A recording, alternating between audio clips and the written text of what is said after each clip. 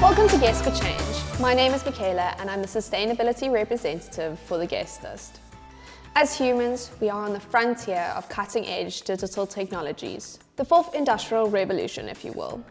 Things are changing, and they're changing fast, and the world of fashion is among the industries embracing this. Technologies that enable Industry 4.0 and digitalization of production are already revolutionizing the way things work. Fashion sits at the crossroads between the virtual and the creative and the tangible. One of these new technologies is blockchain.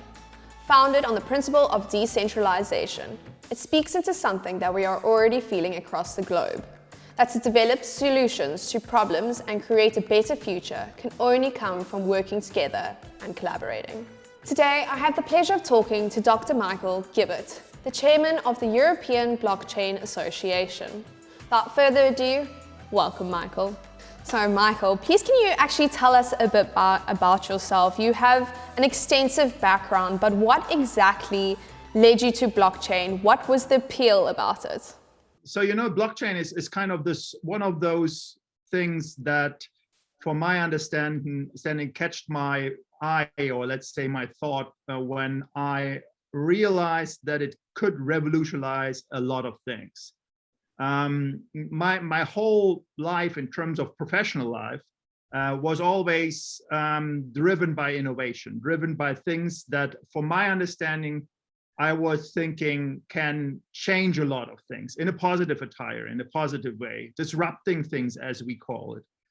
And blockchain per se, even if it's just a word or a buzzword even, but if you understand the underlying concept, and if you understand the power of facilitating that concept on a broader scale, step by step, then I think it makes it worth recognizing and digging deeper. And once you dig deeper and reflect on whatever the individual out there is doing, then this individual is coming to an, I would say, tremendous eye-opening in terms of what could change if it's processes, if it's logistics, if it's trust, if it's security, you name it. There is an adaptation to a lot of things as long as it is data-driven. And as we are in a data-driven environment or society,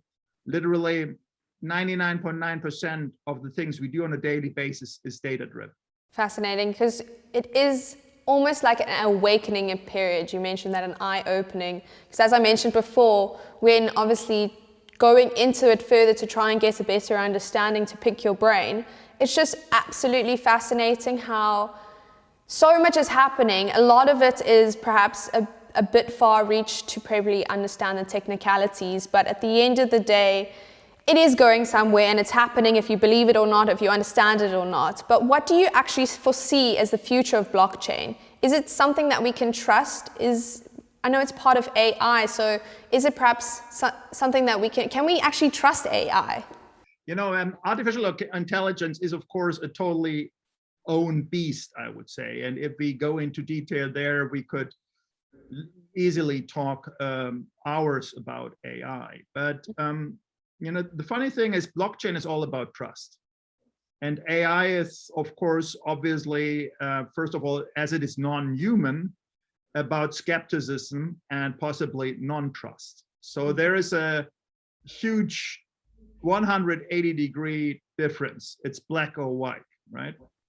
But what you have to understand is that if you look into blockchain things, I would say, then you have always two ends of the line. One which wants to do something with another. It can be human, it can be tools, it can be processes, it can be payments, whatever you want to put between that. However, normally you have a facilitator in between, which is a trusted facilitator. If you, let's say, transfer money and want to buy a nice watch from Chrono24, you transfer first the money to Chrono24, and then those guys release it, and they are kind of the trusted person, third-party operator.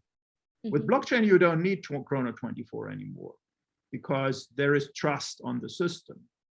So when it comes to AI, let me define AI as I understand it, because AI, as I said, is a totally own beast. And I would say you have different viewpoints on AI. If you define AI as a possible dynamic that is artificially trained, and this trained brain in terms of a computer is helping you to do things better, or is helping you to do things at all. Let's say if you lost eyesight and you want to have eyesight, and you know nothing can help you, no glasses, no nothing. But the artificial intelligence kind of co-pilots you and copies and clones an eye and puts that directly into your brain, then I would say it's positive. It's helping you. But once you go on a decision tree with AI, where let's say you have entry to a country, and the entry to a country is decided by an AI algorithm, then it could go totally the wrong way, right? So AI is as good as it's trained, and on the other side, as good as it is regulated. So if the limits are clear, defined from the first place, then it is good. The problem at the moment we have on a global scale when it comes to AI, not talking about blockchain, but when it comes to AI is that we have kind of an arms race between the AI developing nations, which is mainly the US and China. And it's defined by patents. Now, how many patents are enrolled for getting approved? And China is at the moment leading the game way far. And the problem with China at the moment is that we just know about 20% of the AI use case that they do. We don't know 80%.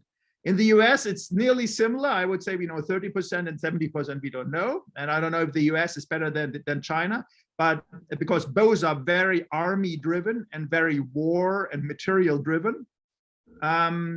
But it's not a good thing to go that road.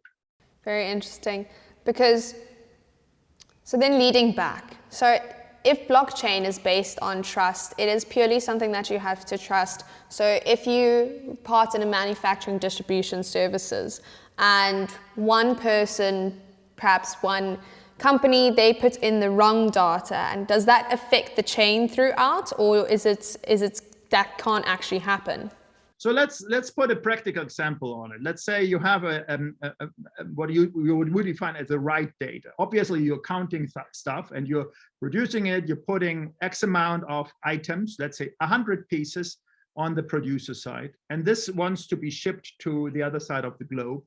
And in between, there is customs, there is kind of repackaging, reassuring, requalification, maybe updating the product, right? In terms of putting a garment on or whatever. And but you want to make sure that this counting is also correct. So the first relationship and the basic relationship is you have the relationship between the producing side and the final side, the final destination.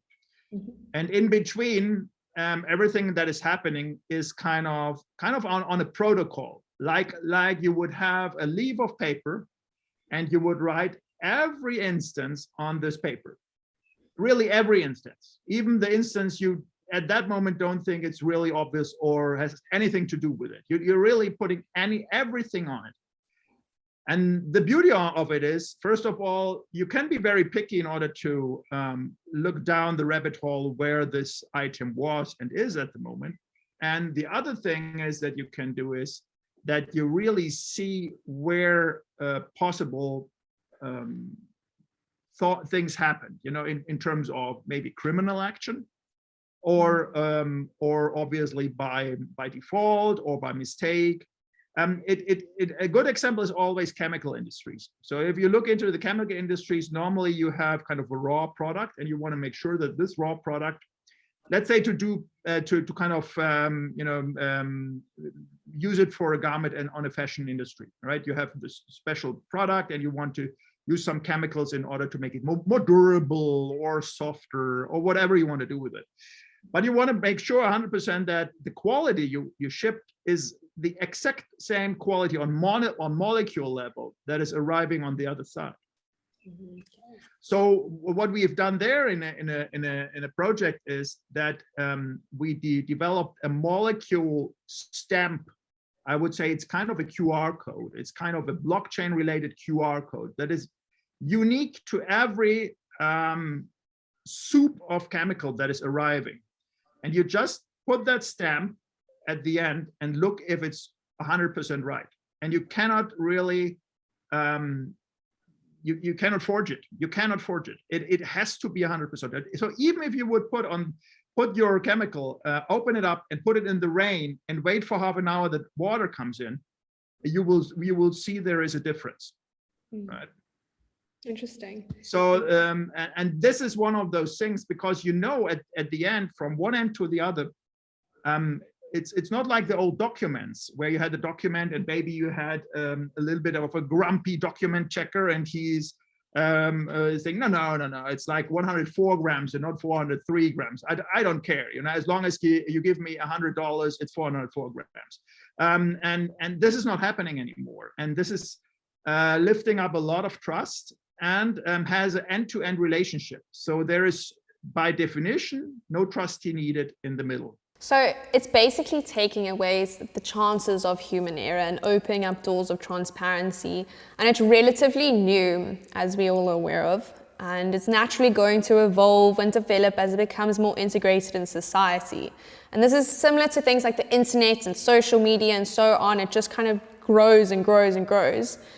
But as we've seen, politics and other agendas have taken technologies over. So for example, maybe if we latch on back to the American example of Facebook and how data and users' data kind of just been used on their own political agenda, do you think blockchain could potentially follow the same kind of paths, be this a manipulation means to become in a political game for power? So if you define blockchain in the original way, in the pure way, then blockchain by default is open source.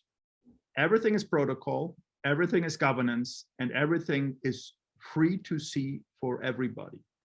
It's what we call a permissionless blockchain, right? So it's open. So having said that means that there is even not the slightest chance for fraud in any misuse for a government per definition. And you're absolutely right. Once you have a semi-autonomous default mechanism, then there is a little bit of control. Once there is a little bit of control, there is a tendency of more control. And once there is more control, you have the same concept as we had with a new name. And it's not blockchain anymore. So giving you an example is, as you said, Libra from Facebook. They wanted to have kind of the idea was nice in the beginning. It was kind of this free world coin, this free world currency, hosted and transformed by Libra by Facebook with a lot of partners. And of course, it's kind of a Trojan horse, right? They really tried to roll in this nice horse and show you how the beauty of the horse and how big it is and how nice it looks. And then all the soldiers come out and kill your privacy, basically. And this is of course what was seen in the very beginning. And as Facebook is stock listed, it has a lot of deep pockets. They, of course, came back now in a second round with DM. And DM is kind of a Trojan horse light, I would say. It's a small one. It looks even more prettier, and you really want to like it, but it's still a Trojan horse. It's difficult. You need some companies with deep pockets in order to get things done, especially on the regulatory side, political side, and the world arena. Because the interferences and the interactions, especially on this level, are established over the last 30, 40, 50, 100 years. And these are the basically old white men that everybody's talking about. And it is super hard or even impossible to open up that crust and with the open system as it is, because it's revolutionized. So the only way to really get them is basically by letting the blockchain free and letting the blockchain be used by 8.x billion people. And then out of this power of the crowd and power of the masses, the individual leaders have literally no chance than adapting.